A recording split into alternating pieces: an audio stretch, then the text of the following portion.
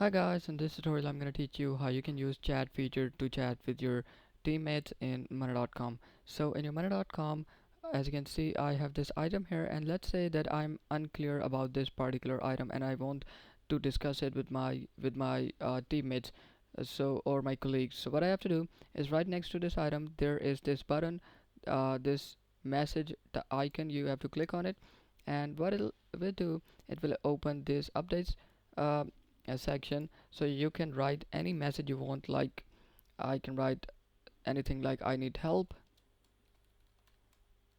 and then I can press update button, and that's perfect. Now this message is sent, and it is sent to everybody in my team.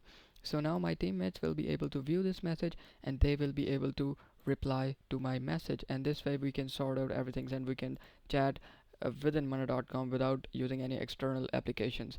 So this is how you chat using mana.com's built-in feature. I hope this tutorial was helpful.